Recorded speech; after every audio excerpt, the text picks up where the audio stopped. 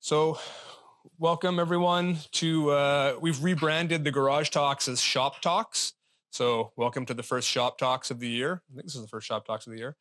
And we're lucky enough today to have Arthur Protasio. Is that the pronounce it? Okay, Protasio. Okay, sorry.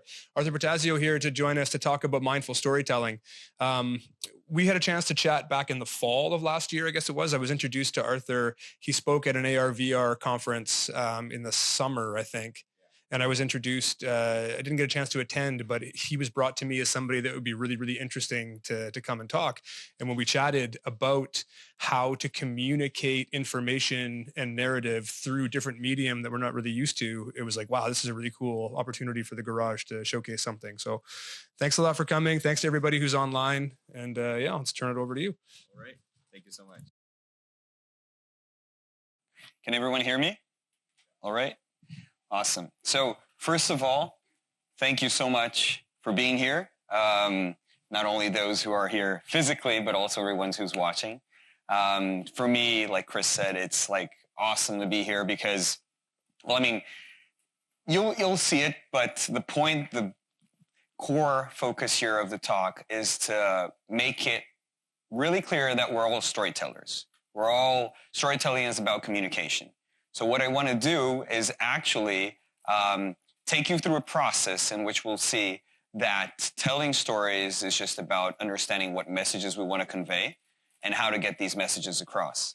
And when I put in mindful storytelling, it's not to get into the buzzword, not into the hype of mindfulness, but it's actually just to show that we need to be always very attentive, and we need to take care with how we choose to communicate the messages we want to get across.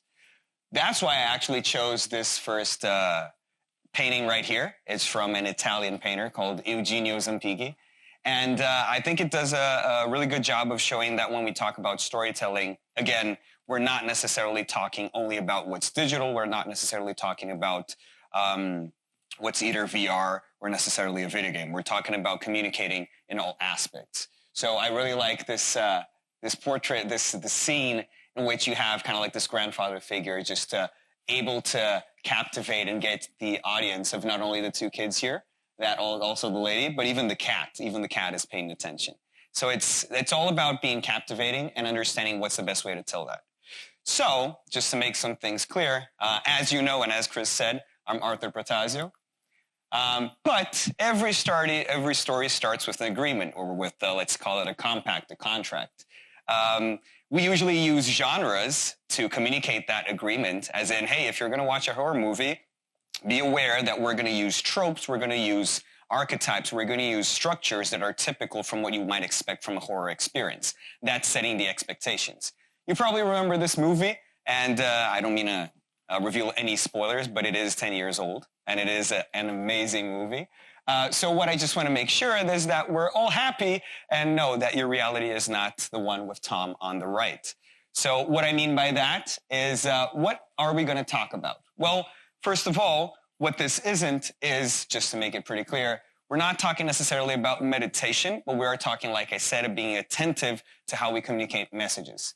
I'm not going to go into specific details about writing a script, not necessarily in terms of format or in terms of necessarily techniques when it comes to either writing for specifically for, let's say, a screenplay that you might use in the game, or a screenplay that you might use in a virtual reality experience. What I mean to communicate here is more the fundamental core of what you're going to use to work on that.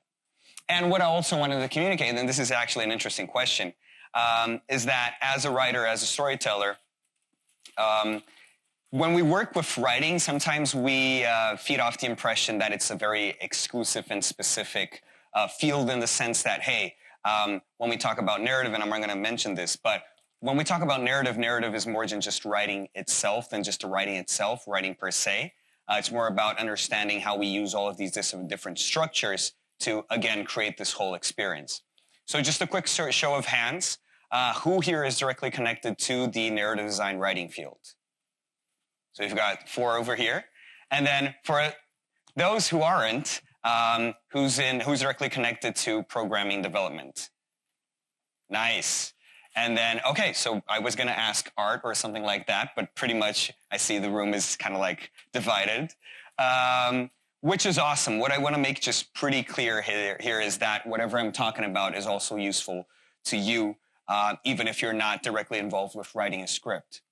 So what this is critically reflecting about stories, and then we're going to go into different structures. I'm going to talk more about initially the general structure, general fundamentals of what we use to create stories, and then talk about at the end a few specific projects that I worked on and what we chose to do regarding those projects in a way that it's connected to the fundamentals that I'll tackle.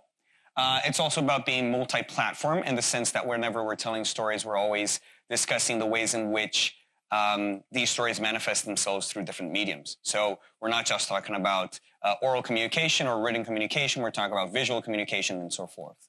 And the whole point is that it's for everyone.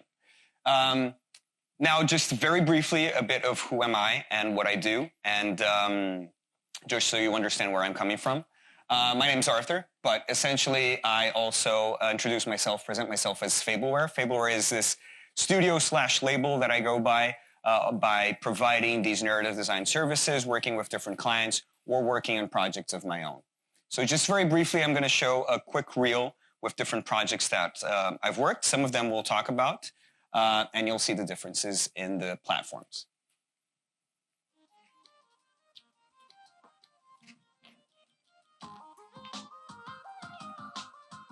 So this is a tactical RPG that I'm going to talk about a bit further. It was released by Team 17 in 2018. And then it's interesting to show that whenever we talk about storytelling, again, communication, you just saw two games that are not necessarily story-driven games. But even so, even in these cases, you need to work out specifically the narrative aspect.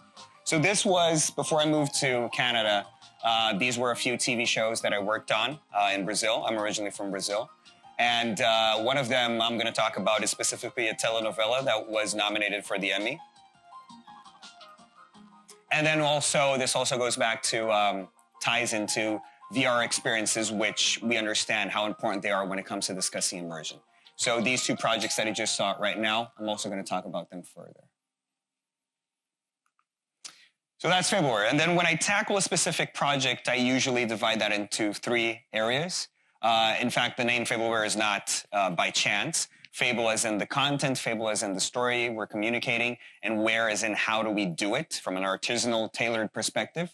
So it goes to the creative direction, the writing, then understanding that as the content, as the story, then the narrative design from the perspective of how am I planning that out? How will I connect that content to the specific structure of that experience? And then, of course, multi-platform understanding as in not only how am I planning that out, but also where am I going to communicate that on which platforms?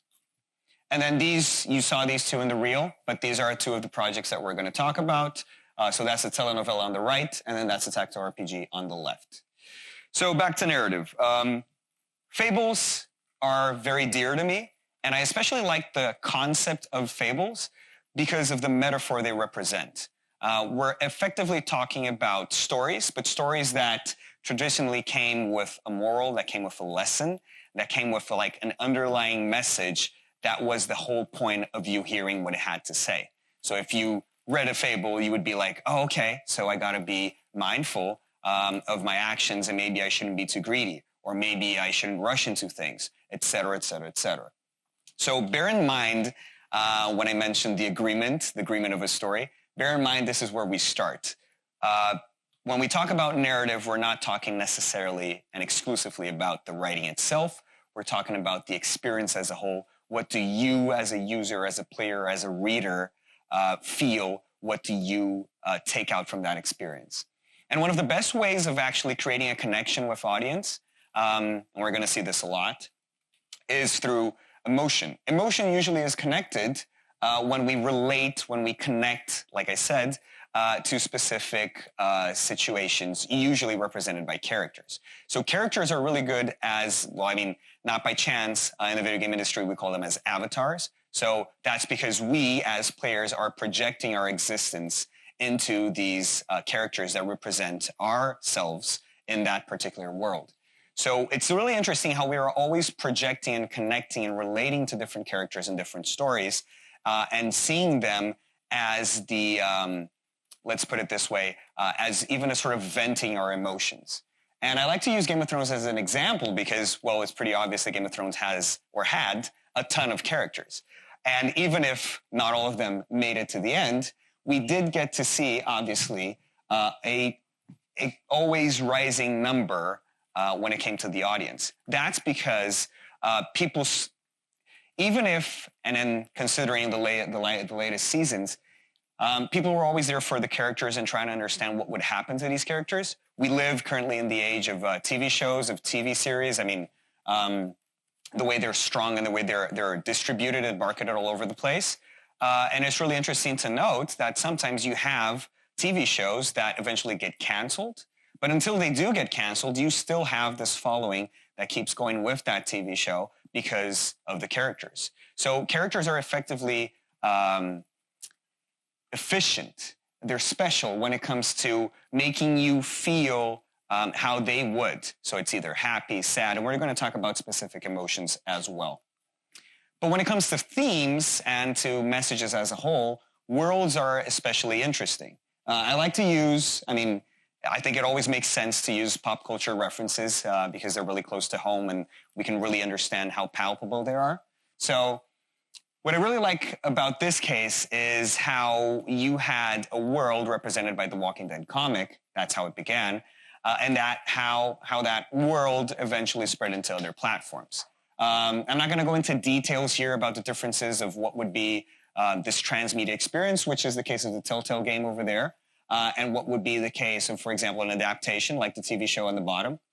Essentially, just to sum it up, you have usually, in the case of adaptation, you have the same characters. You sometimes have very similar plot lines considering the different platforms.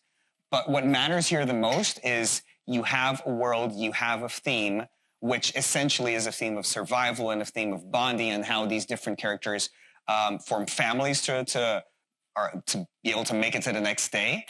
And that easily connects to everything that happens. Even when you have the Telltale game, for example, you have different characters, but you still have the same world and you still have many of that same, let's put it this way, lessons being communicated through that specific context. And of course, that doesn't extend only to when we talk about TV shows or when we talk about books, etc. I think it's always interesting, very important actually, to emphasize the worthiness of storytelling in interactive experiences. This is actually a research from the Entertainment Software Association. Every year they release these computer industry and video game industry facts, this research. And it's always very interesting to see and very nice to see that, of course, we have the visual senses standing out as the first reason over their first factor, quality of the graphics. We are visual beings. So we look at something and that's the definition of eye candy. So we watch a trailer, we look at a poster. Our first sense to be activated usually is the visual sense. Then, of course, price. That goes without saying. Obviously, if you don't have the money, you can't buy the game.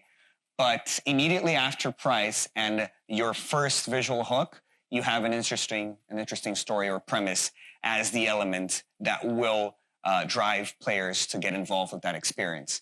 And again, it's also interesting that they choose to present both story and premise, just so we need to be aware, of course, that, like I said, not every interactive experience needs to be story-driven. But even if it's not story-driven, it doesn't mean that it doesn't have a narrative. So in that case, you sometimes have a game that might seem completely quirky, different, whatever, but it still has a very interesting premise, and a premise from a narrative perspective that is strong enough to draw you from an emotional perspective or because of the world it offers. And then when we talk about narrative, what might seem basic but is really interesting is the fact that we've always used stories to actually document what we go through. Of course, when we're like right now, as I'm giving a talk, when I'm talking, the way we preserve that communication obviously is from one person to the other. And that's actually how myths and fables and legends actually got passed down from generations to generations. But when we have, like, for example, paintings, cave paintings, that's really interesting because it's a story that you tell and it'll be there and it'll remain there for other generations to see that, even if you didn't get the chance to interact with them directly. So one of the core focuses that I want you to have in mind when it comes to storytelling is, how do I document this in terms of how do I make it palpable, tangible, and how do I take this to someone else? Then obviously when we're talking about stories, it goes without saying that conflict is a crucial factor.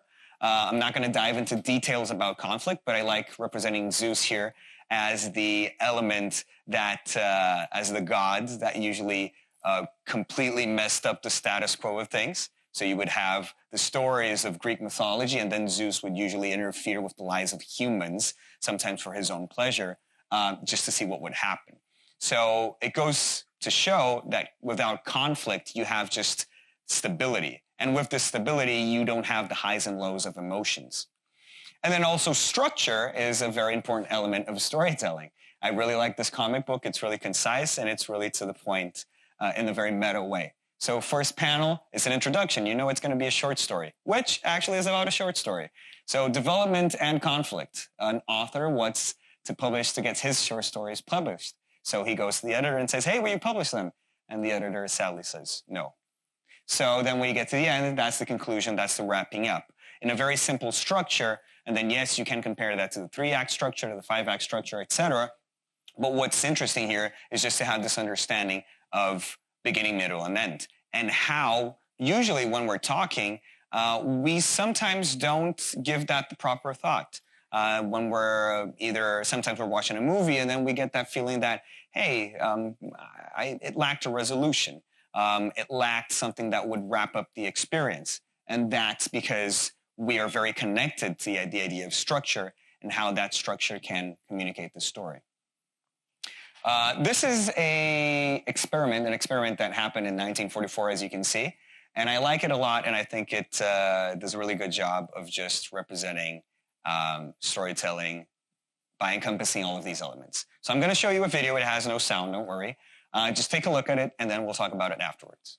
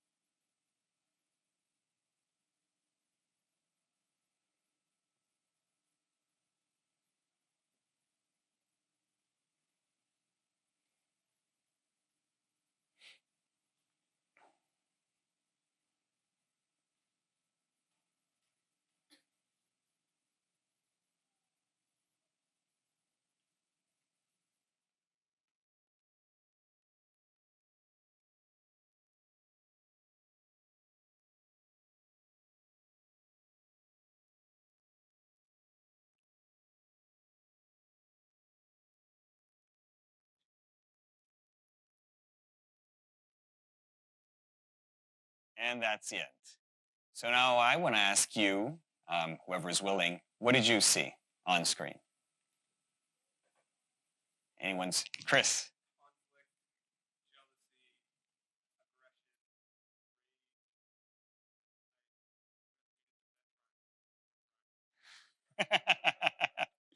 That's awesome. So when you started, you said conflict, and I'm like, cool. But that's a bit too technical. And then you dived in right into the emotions. So jealousy, aggression, et cetera, et cetera. And then you said that you resonated with the triangle. So, and while the video was playing, sometimes we get to hear, and it's really cool when I get to hear people like either just quietly laughing, it's like the emotions they're slowly coming out. And that's because, actually, before I move, anyone else want to share a different view? Oh, please. Thank you for voicing that. So it's really cool because but we had 2 triangles, and the thing is, like, you hear all sorts of different interpretations for that scene. Like, I've heard, oh, it was a love triangle. There was a circle in it, but still, there was a love triangle. Or, no, this was a case of like domestic abuse. Or, you have so many different ways to look at it. And why is this relevant? Because when they did this experiment, they had 300 people watch the video just as you did. And then the scientist would ask, what did you see? Just like I did. And all of the around 300 people that were interviewed, only 3, like pretty much everyone gave their different answers. And 3 said, oh, I saw some shapes moving around. Period. What's interesting is that everyone else didn't make reference directly to the shapes, or not just like, oh yeah, I know it's a triangle, but it was just a triangle. No, it's never a triangle, because we apply our emotions, we interpret these symbols, and what we do in life is exactly what we just did right now. We're always looking at symbols, and we're applying different meanings to these symbols based on the emotions that we feel. So I love this experiment just to kind of like do this really first step into the water and just show that we're always looking at elements and extracting stories from them, no matter how basic they are. And then, of course, when we extract those stories, these stories don't just come like in a neutral form. They come biased. They come biased based on who we are, on what we are, and how we deal with things. So to build on that, there's this French philosopher, Jacques Rancière, and this is something that I did my master's in interactive storytelling, so don't worry, it's not going to get too theoretical, but it's just that there are some specific concepts that I like a lot, and I think they really help us understand the role of storytelling in our lives. And then, of course, when I say lives, I'm not just saying out there, I'm saying everywhere, at work, or when you're just having some fun time, or when you're interacting with your friends, etc. So what Rancière says is that narrative stories, they promote political and social exchange. What does he mean by that? Basically, we are political animals. We are political beings in the sense that we're always connected to each other. We're always interacting with each other. When I say political, it's not necessarily in the sense of necessarily elections. What I mean is by politics in terms of like just living in society. And by doing that, we're always trying, even if not intentionally, to bring a bit of our existence and make it and share it with others.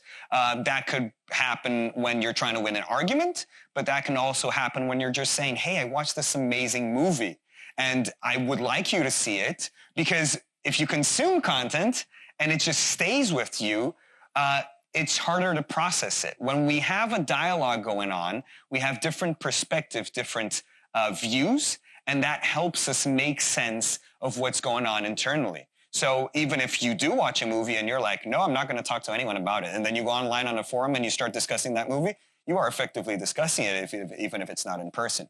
And that's what we see happening all the time. That's why, for example, entertainment on a basic level, on a daily level, is so important. We watch TV shows, and then on the next day, it's like, hey, did you watch that episode? It was so cool. Yeah, what'd you think of that? So that's how we establish these connections. And then when we do that, when we exchange these experiences, we get the opportunity to put ourselves in someone else's shoe. We get the opportunity to see things from a different perspective. Of course, if they're being communicated in an inviting way. And Rancière also goes to say that he says that narrative is effective in the distribution of the sensible. And then sensible, what does he mean by sensible? He says that there's this cultural heritage that we all bring with us. There's this like basic emotional structure to human beings that we can connect to basic emotions like happiness, sadness, etc. But he says that we're always looking to find the different ways in which, no matter how different the cultures might be, we're always trying to find that common ground. So I might be from a specific country, someone might be from another country, or we might be from the same country, but we have different cultural upbringings. We're always trying to find that common ground. So it's interesting, for example, and I put this example right here, because being from Brazil, for example, soccer, football is massive, is huge. Okay, and it's not just in Brazil, it's like throughout the whole world. But have you noticed the difference between, and this extends not only to soccer, football, any sport, but what's the difference between watching it on TV and then going to an actual stadium? It's completely different. It's a totally different experience. It's the same game though, but it's a totally different experience. So what my interpretation, that's like the soccer, the sport perspective, that's my interpretation. But what actually Angest says is that stage plays, for example, are very interesting ways of making you see actual human beings interpret different characters, and then you're right next to them. You're like sitting close to an actor who's like, I don't know, 3 feet away, and then you're looking at them express those emotions in a very palpable manner. So whenever we get access to that experience, we get the opportunity to find that cultural heritage, that common ground, those basic emotions. And what I also like about that, I mentioned putting oneself in someone's shoes, is also over there, I just have a very basic example of a cameraman interviewing a lady. And it's interesting to see that in the picture we see right here, we see both of them. But if we were to watch that documentary from that the man is recording, then we would see things from his perspective or how he chose to frame it. So telling stories is always about a matter, always understanding the angle and the perspective from which you're telling it. That seems basic, but it makes a huge difference when we're consciously aware of that. And then another French philosopher that I also like very much, this one is called, he's Paul Ricoeur, and he did a very interesting research. If at any point any of you want more information, references, etc., talk to me afterwards. In the case of Ricoeur, he has this huge book called Time and Narrative. And what he did is actually he analyzed 2 very known works. On one hand, he studied Augustine's Confessions, as in St. Augustine. And Confessions is a book written by St. Augustine in which he confesses that he has no control over life and no control over time. And that time rages on, and there's nothing we as puny, feeble humans can do about it. Time passes, we get old, and nobody likes getting old. Time passes, and sometimes tragedies happen. Time passes, and sometimes we need to move to different places. It just goes to show that we humans like being in control, and even from a social perspective, a very clear symptom of this is that anxiety is a major factor in our society, and anxiety as a symptom that we have a really hard time dealing with the lack of control that we have over our lives. So what he says is that if on one hand, Augustine is really reflecting on the impact of not having control over life and how time rages on the other side, we have Aristotle's Poetics that discuss the role of Greek tragedy, and how Greek tragedy was built in a way, that the slightest detail could change the story, but it would change in a very convincing or believable way. So think of Achilles' heel. It's that little small detail, but that makes all the difference. So what Ricoeur did was, like, if on one hand, we humans are frustrated because we do not have control over life, and time is a clear indicament of that. On the other hand, we have Aristotle's Poetics showing that if we can't control life or time, stories are an effective way of actually granting us that quote-unquote peace, that way of looking at specific elements, specific happenings in life, and saying, wait, but why did that happen? Or how can I deal with that? So effectively, it is what weaves, stories are what weaves the thread, the plot that brings meaning to reality. In other words, life also means dealing with death. And death can be very tragic, death can be less tragic, but it's always a loss. And dealing with loss in general is very hard. That is something common to life. But then on the other hand, how can we build stories that build on that concept of dealing with loss and what we do about having to deal with loss? What if it's connected to crime? And then, believe it or not, what if you want to do something about that crime? What if you turn that into a pop culture character? That's what Batman is, for example. You have a very clear story that is manifested as an intention of dealing with a specific tragedy and offering, quote unquote, peace in a way that it makes sense to specific readers. I'm not saying, obviously, that depending on the Batman story you're reading, it's going to be super serious. But what I'm saying is that the character represents this need to do something about this loss, this tragedy that happened. And this is the case of Batman. Like, you go to any other story, you go to any other character, you'll always identify actions, proactivity, as means of dealing with the problem, of dealing with the conflict. So the story comes to actually deal with a specific issue and try to find a solution for that.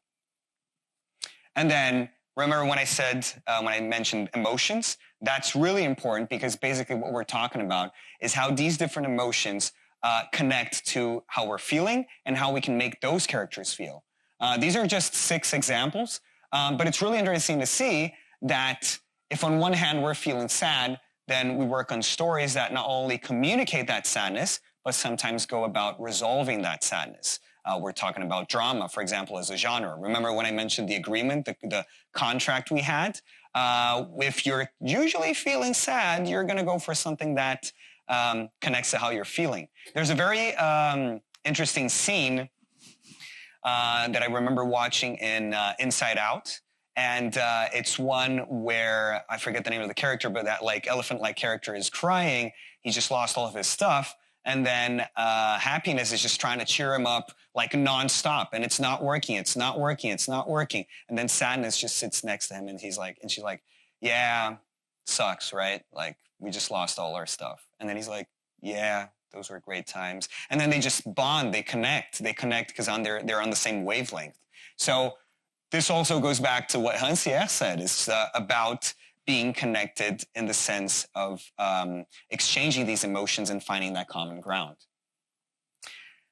That's why I like to compare these 2 movies. I was talking about emotions, and then one of the, if not the most common topic when it comes to music, when it comes to stories, when it comes to everything, is love. Because, believe it or not, like as humans, and as social humans, we're always looking to connect. And that connection can lead to a romantic connection. And it's so common to see people that we all in life have either been loved, we have most likely lost love, regained love, and so forth. But it's always something that excites us, that makes us like happy, like it gives us energy. And also at the same time, when it's taken away, it can take away energy. So what's interesting to see, and I like to compare these 2 movies, is because, yes, both of them deal with the topic of love. However, from slightly different perspectives. I don't know how many of you had to face the 7 X's of your partner to be with him, her. But what's interesting to be with them, but what's interesting here is that that's the story of Scott Pilgrim. It's a story that usually taps into perhaps the teenage adventure that you did not live. So if time rages on and you didn't get the chance to do that, don't worry. You can read the comic, you can watch the movie. That's the story that's going to bring meaning, that's going to occupy that void in the sense of like, there's that story that I really wanted to live. And that's what narrative allows for.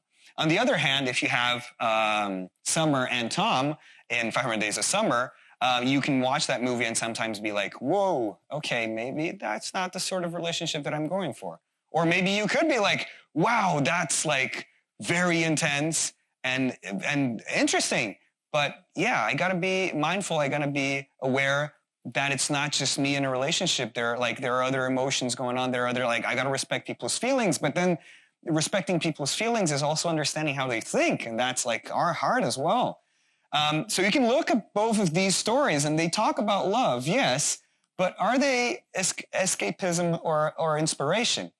Well, both actually. Like you can look at a specific story and you can think of it as, hey, I'm going to run to that because right now I wish I had this love story that I'm not living, so I'm going to find it in the book. Or you could look at it and think, hey, there are some lessons to be learned here. There is inspiration to be drawn from, and I can use that in my life.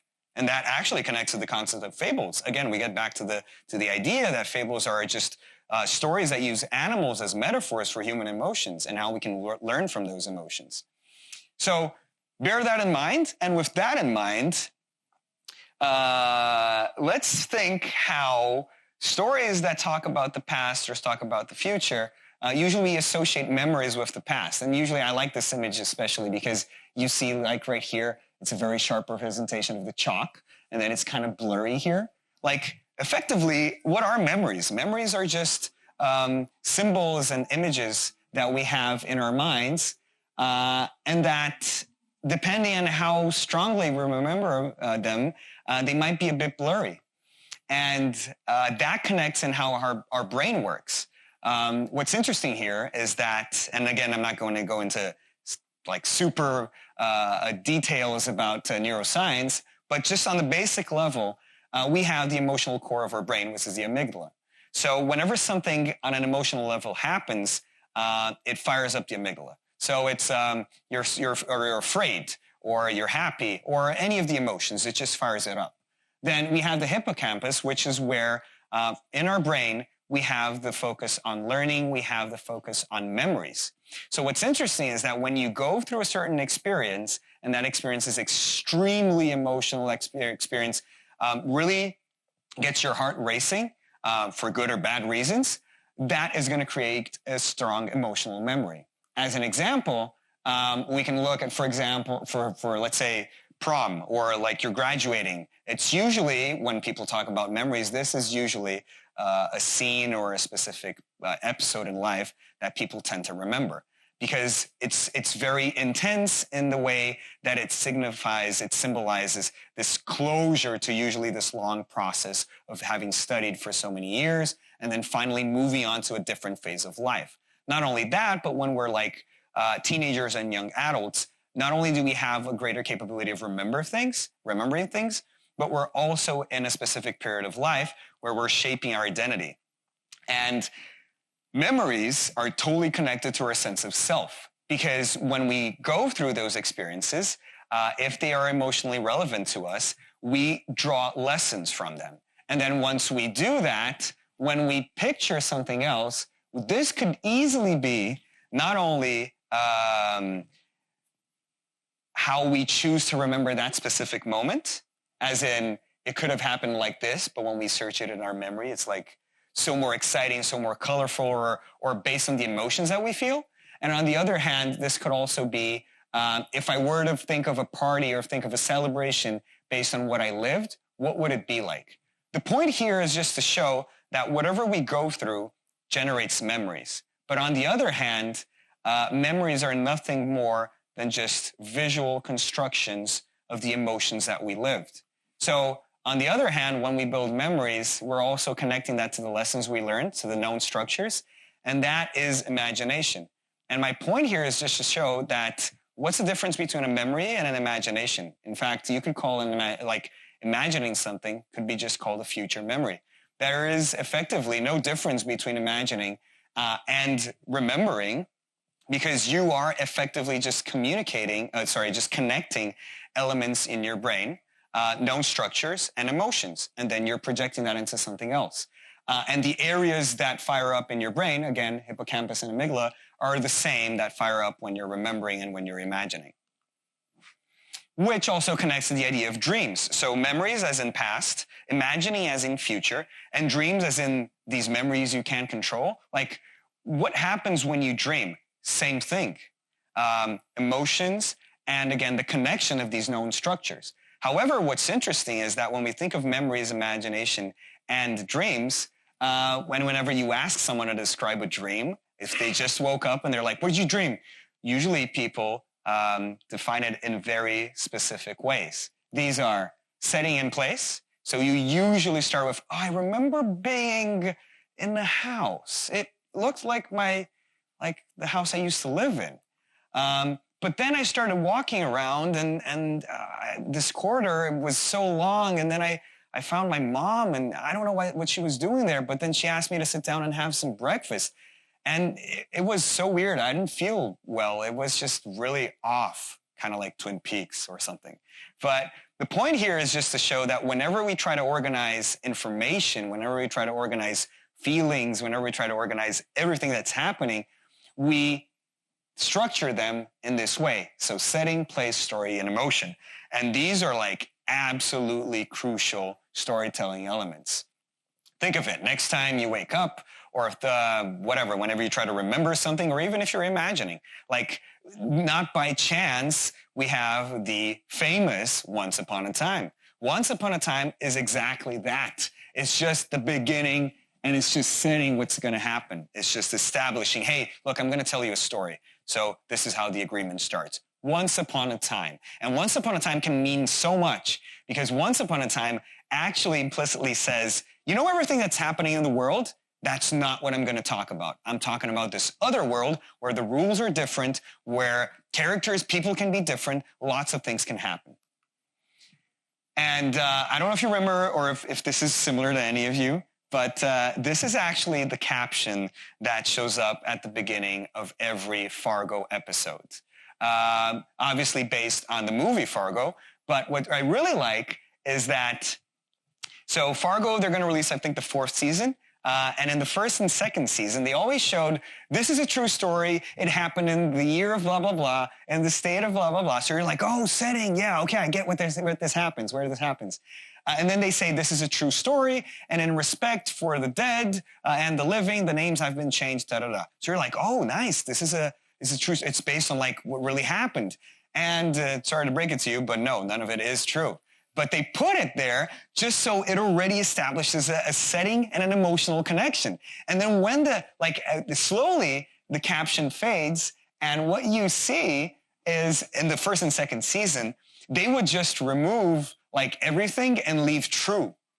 So you'd be like, oh, wait, is this true or not? Like you would wonder about it.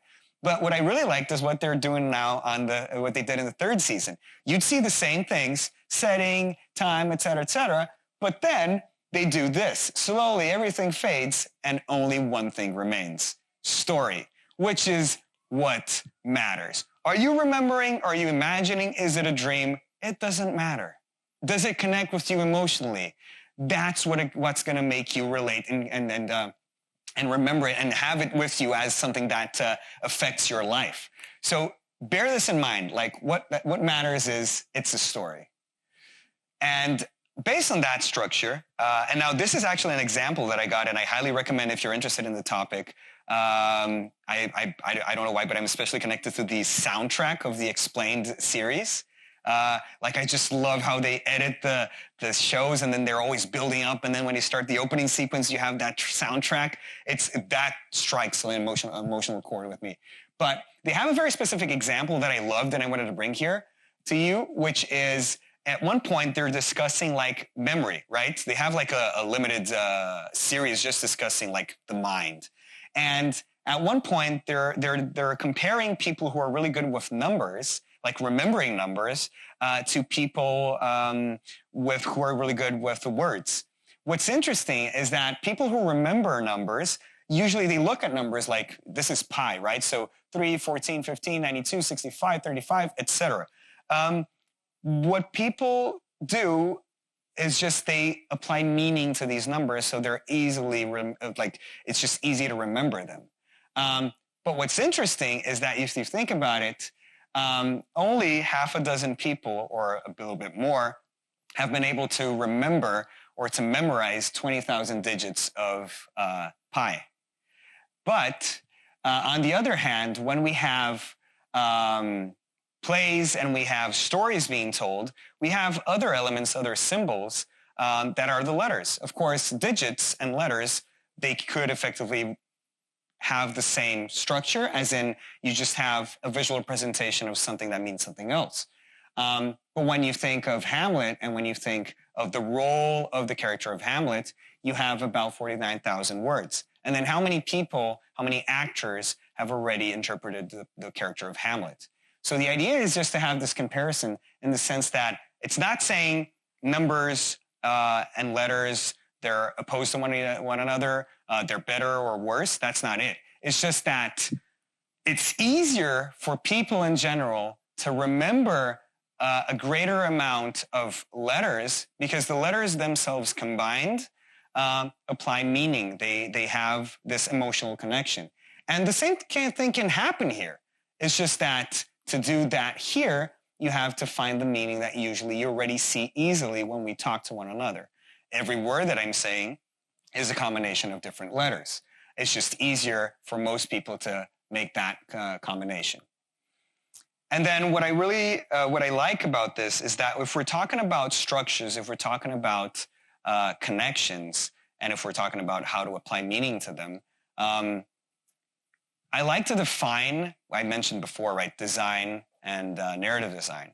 So what do I perceive as narrative design? Because if narrative is so open-ended in the sense that narrative is the experience in the game, in the movie, in a VR experience, it is a combination of the soundtrack. It is kind of the combination of the level design. It is the combination of the dialogues of the characters, etc. If it's the combination of all that, then how do we effectively plan for it? So I like to use this definition that design is a practice comprised of the configuration of objects of use and information systems to reach an ideal goal. Keywords here being practice, so it's something you do. Configuration in the sense that you have different elements, could be characters, could be the setting, the environment, etc. And then you have different attributes applied to these elements. Plus, when they're all connected together, they make a system, and the system usually has purpose. So I like this definition because it just really sums it all together.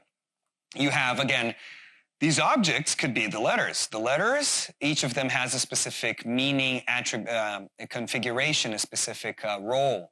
And when combined, they are part of a system. So that goes all the way for everything, all sorts of systems. But when we talk about specifically narrative design, again, it's understanding the storytelling experience from the practice, and then it could be orally, as I'm doing right now. It could be written. It could be in so many ways. But it's always going to have different elements. And remember, when we talk about objects, we talk about conflict, we talked about characters, etc. It's always the combination of these objects and these and the roles that they play in a system to reach to this specific ideal. Not by chance, we have some interesting examples. And if you're curious, do check out TV Tropes, and they have the periodic table of storytelling. It's just really interesting to see the different tropes and archetypes put out in a way that's really accessible and interesting. So right here, H, for example, you have the hero, you have this knight in shiny armor, etc. And then the combination of all that, they use a few examples here, is just to show how are different stories told and how are these systems put together. So again, you have different objects, each of them plays a different role, and then how do you make that as part of experience? Of course, when we're talking about, again, being mindful of the different messages we're communicating, we always need to be aware of the platform that we're using and how do we make use of it. So, I mean, it may seem very basic, but again, this is a talk about mindful storytelling, so it is important to always have these, even if basic tenets, just in mind, so that we can always revisit them. I like to put this scene right here because as a fan of Silent Hill, I did see the series all the way from the PlayStation 1 evolve to many other iterations. But it was really especially cool, actually, to see that the game incorporated many elements from the movie after it was released. So from a visual perspective. However, even if the series did incorporate visual elements from the film, what's interesting is that we're still talking about two different platforms. So it might seem basic, but the fact that when we're watching a movie, especially, and I like the example here for horror movies, when you're watching a horror movie, and again, I know horror movie is not for everyone, but it's usually easier to find people who are more willing to watch horror movies than play horror games. Precisely because when you're watching a horror movie and you're about to get scared or a jump scare is coming up and the soundtrack is getting more tense or whatever's happening, you can easily look away or close your eyes or whatever, and just to make sure to look back at the screen 5 seconds later and it's going to be fine. But try doing the same with the game and any game. It's like the basic concept of interaction, the basic concept of, well, I mean, it's always that very convenient slogan. In horror games, you literally have to face your fears. Because if you don't, either you die or you never move forward and the story doesn't progress. So it's really interesting to think of that as in, wait, if that's the case with horror games or horror movies versus games, what are the particular differences that I observe whenever I'm dealing with different platforms and different mediums? So each specific medium has their own strength and weaknesses as well. Depending on the story you want to tell, it might work better as a comic book. It might work better as a performance on a stage. It might work better as a virtual reality experience if you're really focusing on the environment, and if you want to really emphasize that sense of immersion. So what we see happening throughout time is actually an evolving concept that at first, the basic in screenwriting, the basic concept in screenwriting and movie making is always show, don't tell. Okay, fine. But then as we evolve, we get to play, don't show. You're interacting. You're not here to just show things. You're actually here to get the audience engaged, being proactive. And then I'd say that nowadays we're actually, I mean, this applies not just to video games, but immersion is a key factor. Immersion in the sense of engagement, and immersion in the sense of being able to create a setting that encompasses the player's experience. So play here could be replaced for interact, could be replaced for just engage and immerse. And I think that we are able to do that like effectively when we go back to the ideas of establishing these emotions, these connections in ways that we make use of that specific platform. VR is one of the best examples for immersion. But then if we have AR, for example, as a tool that we can use, then obviously we need to take into account the connection between the real world and the story we want to tell. These are going to be two very different stories.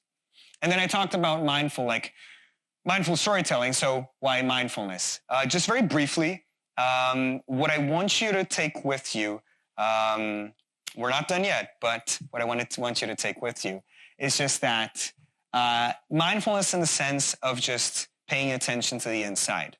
And when I say inside, of course, if you're looking at it from a mindfulness perspective, as in like actual meditation, then you're looking towards your feelings. You're stopping to reflect on how you're feeling.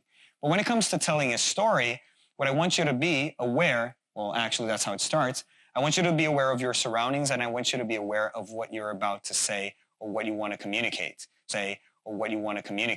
So that means like understanding the context.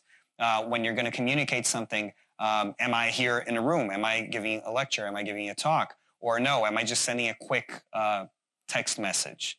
These are two very different contexts, and I need to be aware of that, the platform that I'm using.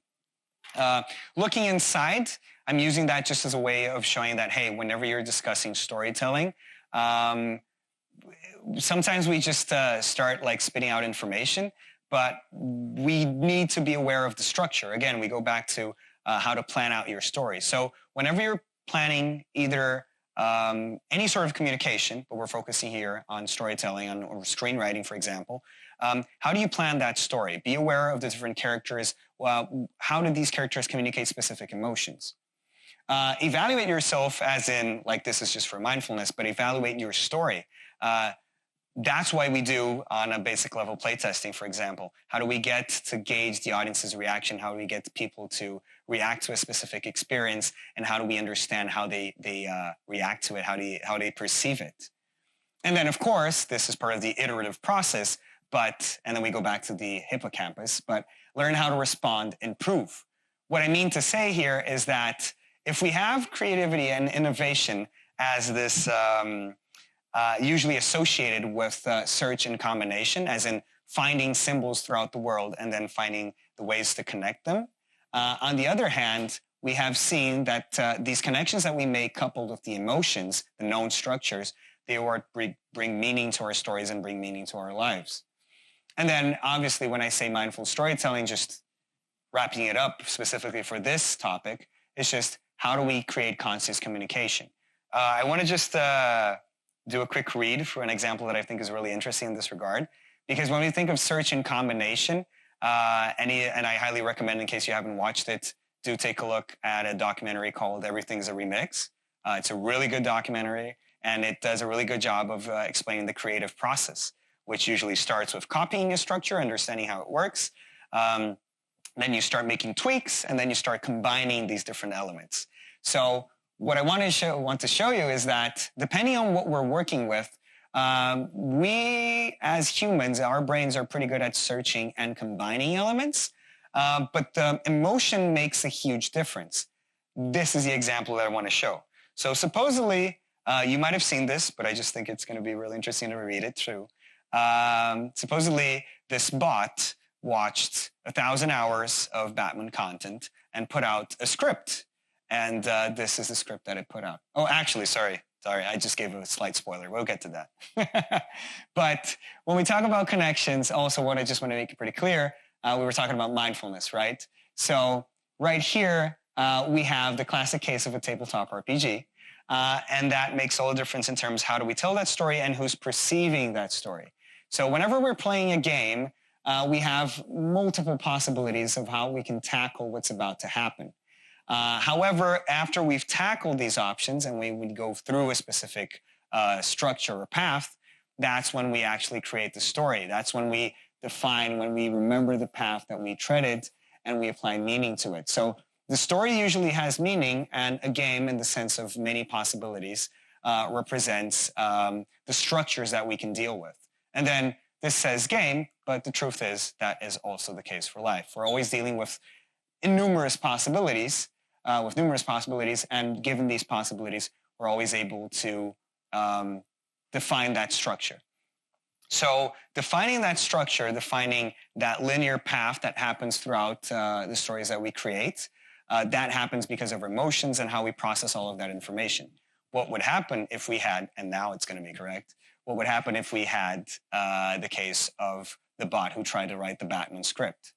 So I'm just going to do a quick read through it, but bear with me and bear with the bot. Internal traditional Batcave. Batman stands next to his Batmobile and uses his Batcomputer. He's sometimes Bruce Wayne, sometimes Batman, all times orphan. And you're like, what? This is starting to get weird. And it gets more. Batman. This is now a safe city. I have punched the Penguin into prison. Alfred. Batman's low battler. What? Carries a tray of Gotham. Alfred. Eat a dinner. Mattress Wayne. An explosion explodes. That is like an explosion explodes. Amazing. The Joker and Two-Face enter the cave. Joker is a clown, but insane. Two-Face is a man, but attorney. That is amazing as well. Batman says, no, it is Two-Face and One-Face. They hate me for being a bat. And then look at this. Like, all of this is pretty crazy, but you will understand what I mean by connections. The system, the AI, the bot made connections, effectively made connections. Do these connections make a lot of sense? We'll see. Batman throws Alfred at Two-Face. Two-Face flips Alfred like a coin, because that's what Two-Face does. Two-Face flips coins. But then, wait, the system didn't know that you couldn't flip a person. Alfred lands heads up, which means Two-Face goes home. So it's fine. You know, Two-Face is leaving, because, yeah, the coin flip worked out. Then Batman continues and says, it is just you and I, Joker. Bat versus clown, moral enemies. And this is like the grand finale. Joker says, I am such a freak. Society is bad. You drink water, I drink anarchy. Batman says, I drink bats just like a bat would. Batman looks around for his parents, but they are still dead. This makes him have anger. He fires a bat rocket. The Joker deflects it with his sixth sense of humor. A clownly power.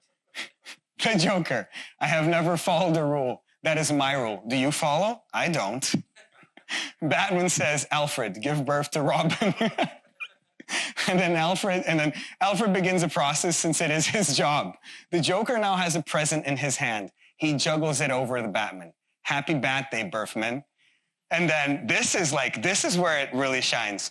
And it is dark. Batman opens the present since he's a good guy. It contains a coupon for new parents, but it is expired. This is a Joker joke.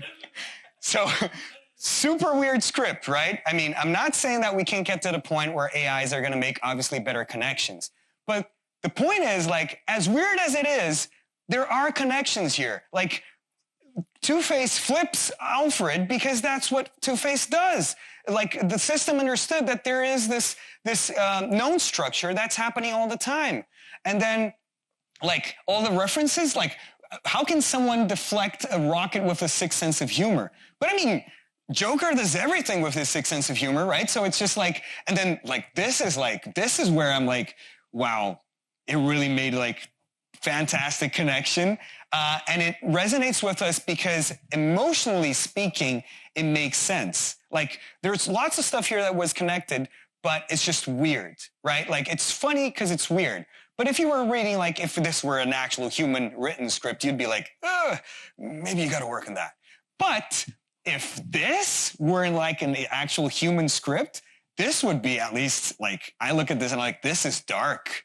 This is dark, but it is good, you know, like totally connected to what the Joker would do. So this is what we do. It's just that we have the heart, we have the emotions. We make these connections in a way that they make sense to our peers because we're always dealing with the sensible. Maybe to other bots and other AI, this is like the perfect script ever. They're going to have a lot of fun with it. But to us, it's about finding these emotional connections. So we go back to Fargo, as in like, was that script really written by a bot? According to Twitter, it was. There was this writer, he posted it. But like, does it really matter? We laughed here and we had a good time and like the jokes were weird, but it just proved the point in showing what we can do with storytelling. Same thing happens when people interact with stories and systems and play games. So right now I'm talking about storytelling, but not necessarily you are the one speaking or writing. What if you're the one just playing? And then you probably are very familiar. And if not, this is a great chance to watch Around the Zook in action.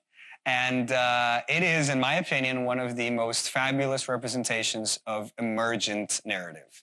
So enjoy. Basically, you'll see Battlefield, previous version, I think it's Battlefield 3.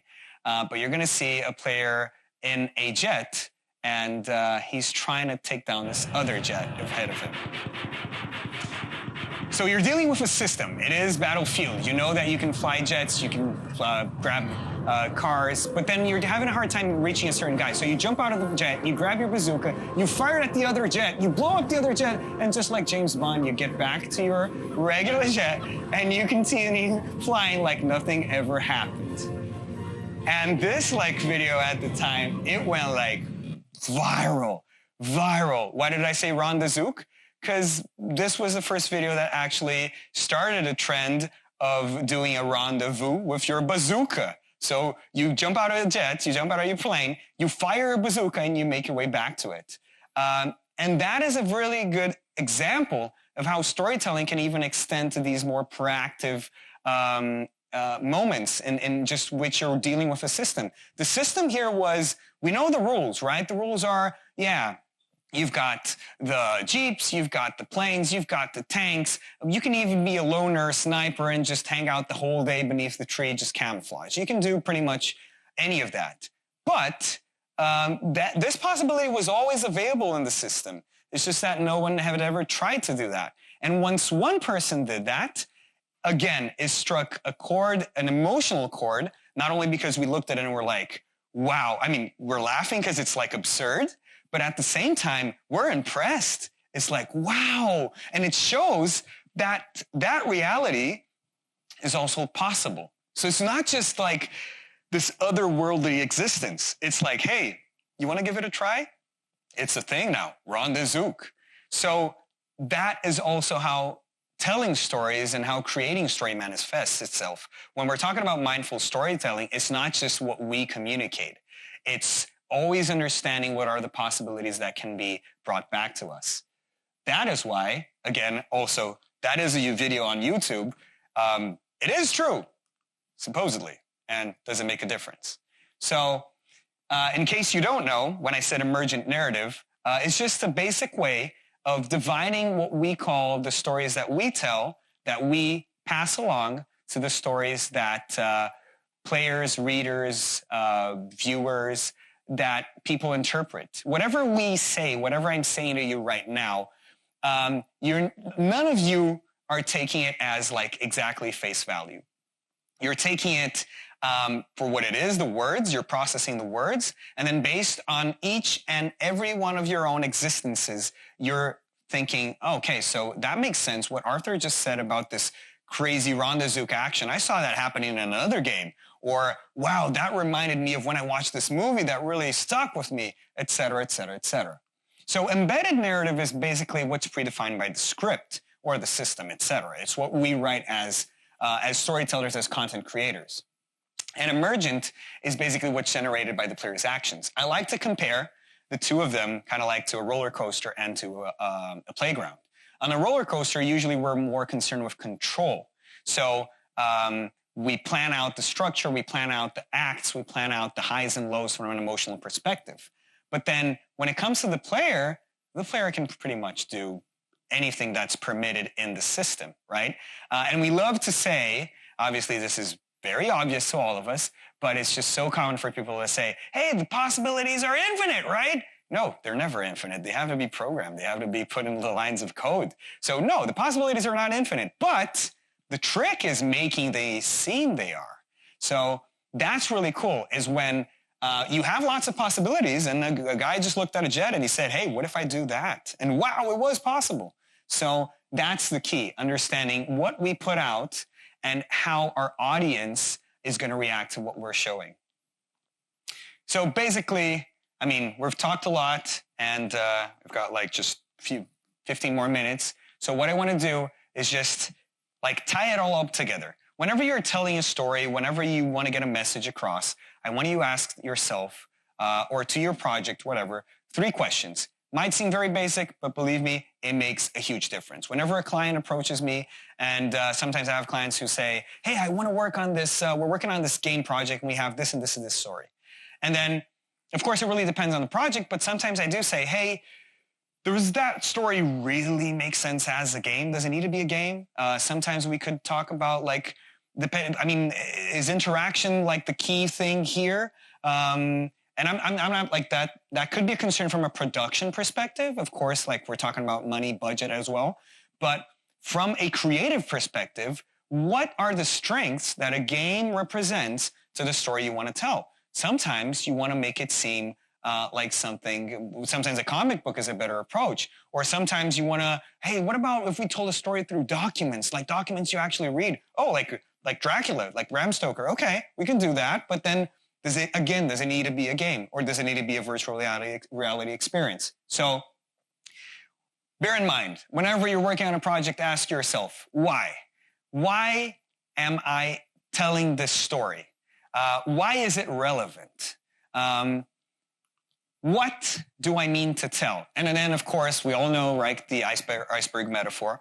But I just want to show that, of course, at the top here, this is usually where your viewer, player, spectator, etc., has access to the information, but what lies beneath, right? So why am I telling this? What am I talking about in terms of, like, what are my characters? What is my world? My setting, above all, my setting. So the why is more about, like, the emotional connection, and the what is the setting. And then the how is the platform. The how is the specific medium you choose to do that. Because you have, again, like, this is no novelty to anyone, but like you have worlds full of lore, which is amazing to give it structure, to have it make sense. But depending on the type of project you're working on, this is what your audience is going to have access to. And how do you make that as relevant as possible? I mean, you might have heard the line from Marshall McLuhan, the medium is the message. That is absolutely relevant because, yes, how you choose to tell your story affects everything beneath. So, like I said, why? Why is this thing relevant? Why is it emotionally engaging? Why do I want to share this message? Who are my characters? Where does it take place? What is the plot that weaves it all? And remember, plot and weaves are very interesting keywords here because they are exactly what Hiker said in Time and Narrative. That's what Greek tragedies did. So we're telling stories in this format since forever. But again, it's all about weaving it and making it have, like, to pull that emotional, either the twist, the plot twist, or have it be relevant from an emotional perspective at the right moment. How comprehensible is it? How accessible is the experience? And notice how I separated comprehensible from accessible, because yes, I mean, I am talking also about accessibility in terms of, like, the experience itself. in terms of like physical accessibility or other types of accessibility. But above all, you also need to be aware of like how comprehensible is the content you're putting out there through that specific platform. Is it a story easy to understand? Your audience, like how old is your audience? Are we talking about kids, teenagers, etc.? All of this makes a huge difference. And how efficient is the medium? Efficient here is just really a way of connecting what is a platform you're working on with what are the strengths and weaknesses of that structure. So quickly talking about specific projects that I work on, and I'm just going to gloss over what we did to show the why, the what, and the how, and that was how that was applied. So right here you see, remember when I mentioned telenovelas? So yeah, telenovela, this was a telenovela that I worked in Brazil in 2014. It was a story about this actor right here, this character. He was actually, believe it or not, kind of like a Brazilian Steve Jobs. So he was actually moving from back to Brazil in order to find a successor, someone to continue leading the company. And that was a really interesting story because I mentioned 2014. And in 2014, I also talked about earlier about soccer, football. That was the World Cup that happened, in fact, in Brazil. And the World Cup, like, it's massive to the point where we had a TV show that aired daily from Monday to Saturday, and then you had like a reprise on Sunday. And what that meant, that was we had daily 45-minute episodes. And because the World Cup, we had to basically reduce them to 5 to 15-minute episodes because of the matches.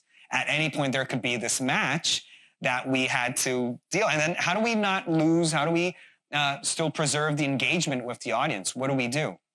So there was a solution that we thought of, and this is totally connected to the GIF here, because right now this character is just saying, hey, I'm going back to Brazil, I'm finding my successor. But when the World Cup happened, we were in a specific part of the story of the telenovela in which specific characters were being tried out in a reality TV show inside the telenovela to see if they were worthy of being successors.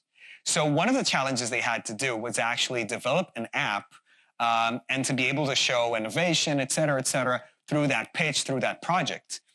The catch here was that we had the app developed in the real world as well. So it existed in the fictional world. The characters developed the app. They presented it on screen as part of the TV show. But then they said, hey, you at home, and it was a reality TV show, so it was comfortable for us to break the fourth wall.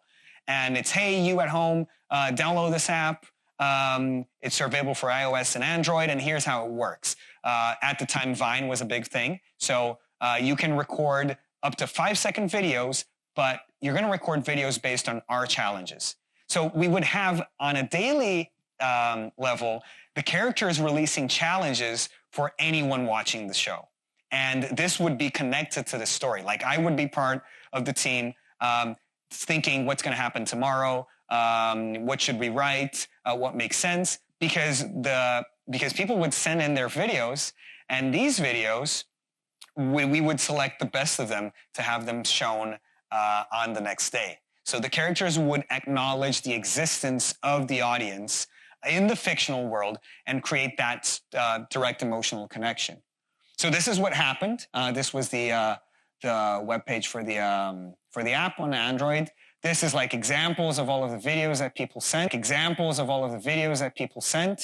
And then this is how we actually got nominated for the Emmy, because this was the International Emmy focused on transmedia storytelling experiences. And this was how we combined fiction and nonfiction.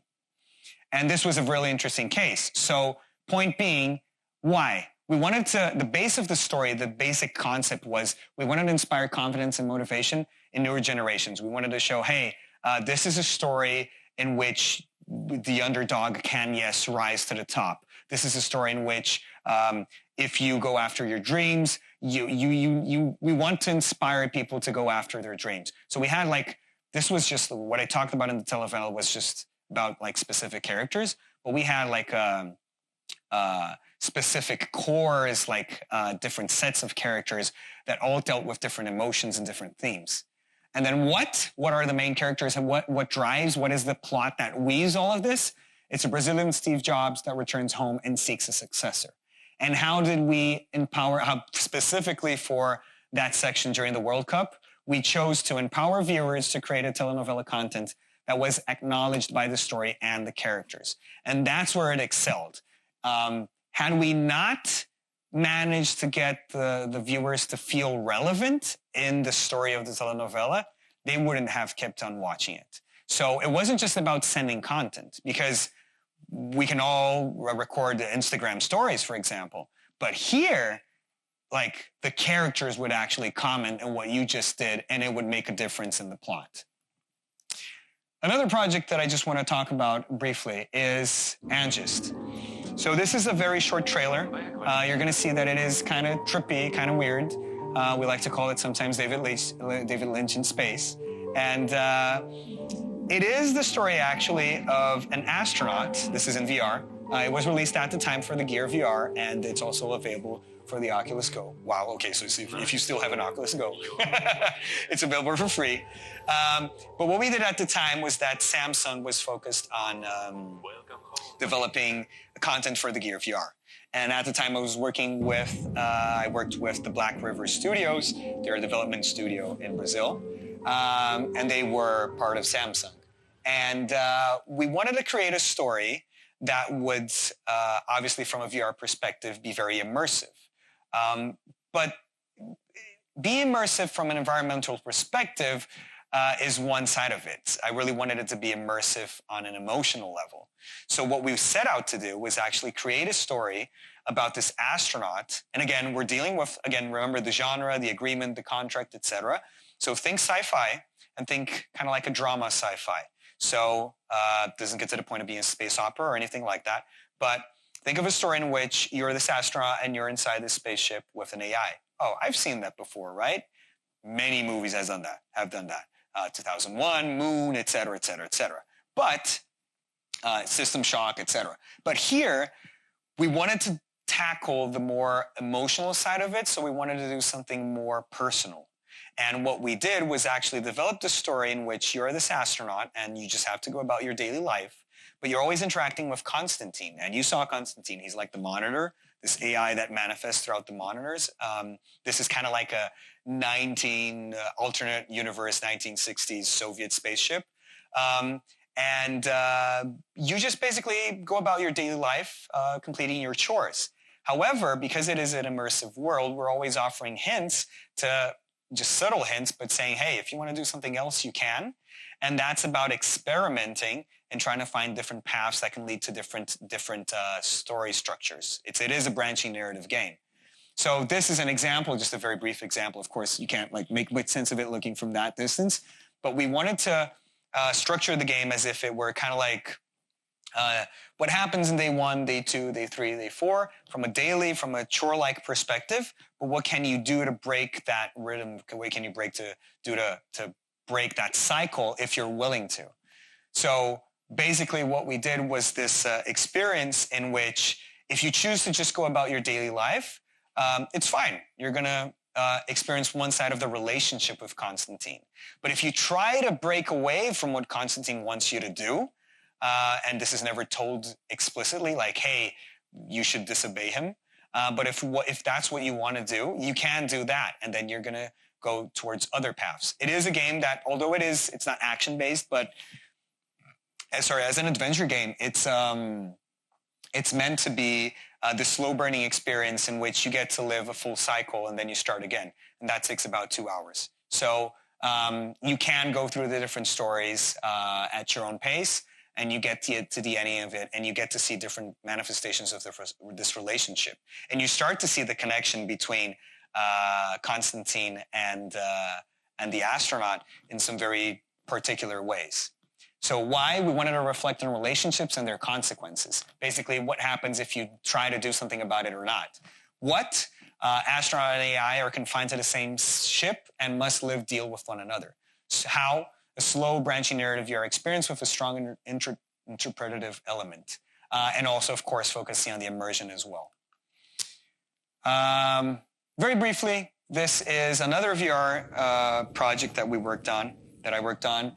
It's called The Trace We Leave Behind VR. It is an interesting case because I showed you a telenovela, then I showed you a VR game, and now I'm showing you actually not a VR game, but a VR experience that was meant to support the release of a movie, of a horror movie. So basically the concept of it was, you can see some doors, right? This is in Portuguese because it was for the Brazilian release of this movie called The Trace We Leave Behind. And what we did, this corridor right here, is a corridor that you actually see in the movie. It's part of the story that takes place. And the concept of it is there's this hospital that is being deactivated and patients are being transferred to newer hospitals. They need to be taken care of. However, one of the patients goes missing. So this doctor, this physician, is in charge of finding this patient and figuring out what's going on. So when that happens, later in the story, and even if you watch the trailer, you get to see a glimpse of this weird section of the hospital where something might be going on. And what we did was actually develop a short teaser, I like to call it a VR teaser, in which players, viewers, people would be on their way to the movie theater, and in the movie theater lobby, we would have people lie down on a hospital gurney and then put on the VR goggles, and they would have the experience of being admitted as patients to the same hospital that was the hospital in the story. So you would get a glimpse of that world, you would get a glimpse of what's happening, you would get a glimpse of, wait, this is so weird, this is freaking me out. And yes, it was a short experience, so we do have a jump scare at the end. But the point of it was just to show you that, hey, there's this world that you can interact from a different perspective. Because if you watch the movie, you're seeing it being told from the character's perspective. And even back then when I showed, remember like a game/life diagram, like the flow chart and then the story, whenever we're interacting, we always use the first person, which makes a huge difference, right? Like, I did that, I did this, I did that. So in the movie, you're watching the characters play out their own lives and their own roles. But here, you are the patient being admitted, and you see what's happening. So this is just a very simple example of how the project started. That's my wonderful sketch for the quarter. And then we slowly evolved it, modeled it, etc. And this is like just an example script for the stuff that happens here. Wrapping it up, why? We wanted to question corruption and the state of public health. The story is actually a thriller/horror, but we wanted to do that through what? Through a patient that goes missing and a physician that must investigate what's going on. How? We had viewers don the role of recently admitted patients and witness the lore from another angle. And this is the final example. So going back to video games, but it is not a VR game. I remember one time I was talking about VR games to a VR friend, to VR colleagues, and then I mentioned Sword Legacy, which is the game you're seeing. And they asked, oh, so it's in VR? And I'm like, no, it's like a traditional game. Oh, it's a flat game. And I'm like, okay. So now this is a flat game, ladies and gentlemen. This is Sword Legacy, a flat game. So basically, Sword Legacy is a retelling of the Excalibur legends. I like to emphasize Excalibur and not King Arthur, because really the title is Sword Legacy because it's what happens when you're tagging along the sword. And this was a project that started out as a tactical RPG prototype, and then slowly we looked at other references like obviously we were already involved with the myth of King Arthur, but we wanted to put a twist on that and also combine some nostalgic elements. The interesting thing here is that you do not play as King Arthur. You play, the protagonist of the story is Uther Pendragon, even before he has earned the Pendragon surname. So this is actually King Arthur's father. And he is, in fact, aided by Merlin. So think of it as a King Arthur prologue, King Arthur origin story. Of course, as a twist, what we did was we mixed in elements from actual history, but also with myth itself. It's not meant to be historically accurate or anything like that, but it was meant to be the story in which we would use nostalgic elements from classic RPGs and combine that with a story essentially, and which is what I like to emphasize about obsession.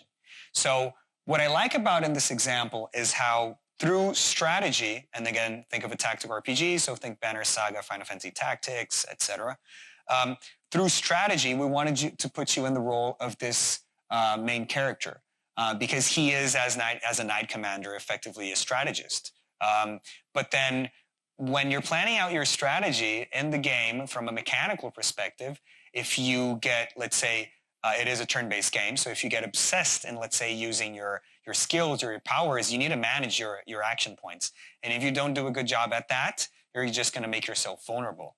So it is this, I'd call it like this polarizing relationship between strategy and obsession, and that manifests itself in the mechanic as well. What I also like from an accessibility perspective, and this is just an example of why I think this is an interesting case of why is it relevant from the why, what, how perspective, and also from the comprehensible/accessible perspective, because this is a story, a retelling of, again, although it might be universal as a myth, as a legend, everyone knows the stories of Excalibur and King Arthur, but they're effectively European, at least in their origin. And it was really nice for us to, at the time, when we signed the publishing deal with Team 17, because they're British. So for us, dealing with European culture and getting being vetted by Team 17 was something really relevant. But then also, aside from that, was seeing that, of course, we have English-speaking countries here with the greater portion of the sales, but we also have a huge portion of sales coming from Russia, meaning that we were able to, again, tell a story that was accessible and comprehensible on a universal level. Again, yes, people know of the existence of Excalibur and King Arthur, but it also means that we were able to put a twist on these elements and make them enticing and emotionally engaging. So basically, this is Uther right here, and every legend has a secret, meaning to say that you are along with Uther and you start to get hints and glimpses of his obsession throughout the story and how you deal with that. So, and then these are just some reviews that I think point out that aspect. So, for example, has a story that holds you from, a difficult yet intriguing game that carries a serious tone. I like this specific part, serious tone, because it is really what we're going for. Serious as in, like, how these emotions manifest themselves through the experience of the game. Why? We wanted to discuss obsession and its consequences, even if they're intended for good. What? King Arthur's father is aided by Merlin in his quest for revenge and the Excalibur sword. And then how? We chose to do that through a tactical RPG where the mechanics punish you for caving into obsession. On the other hand, encourage strategy. Now, this project right here, I can't go into details because it's not ready yet, but it's a great example of how we chose, for example, this is a project done with a company here in Vancouver, to focus on a cooperative experience and a more of a family-friendly experience. It started out as Arcave is this multiplayer VR platform. It's location-based. And they have this game called The Last Squad, and it is a game that is about shooting aliens. So the challenge here when I worked with Arcave and Disney was actually how can we use this same platform to tell a family-friendly experience, puzzle-based experience. So what we did with Mickey on the Golden Heart, and then I hope in the future to be able to bring this as a completed experience, was actually think of it, I looked at it and I thought, and I worked this on from both the game design and the narrative design perspective. So I looked at it as how can we use the technical structure, again, known structures. I'm always revisiting concepts just to make it pretty clear. So what are the known structures? Oh, it's a VR location-based game. But it is, the original game is about shooting aliens. How can we use that technical structure to create something that is emotionally engaging for the audience that we're going for, which is a family-friendly experience? So it actually turned out to be this escape room kind of experience in VR, in which you're guided by Mickey and Minnie, and you're going after the Golden Heart, which is this fabled treasure. But what I really like is that the experience itself is multiplayer cooperative, and the message, the why we wanted to go about that was actually just to reinforce the importance of connections among friends and family. So this is it. What I want you to take away is always ask yourself why, what, how, and in the words of a very wise storyteller, Tyrion Lannister, I like to close with what unites people, armies, gold flag stories. There is nothing more powerful than a good story. Ironically, though, he did use this speech to choose Bran, but that's another story. So thank you very much.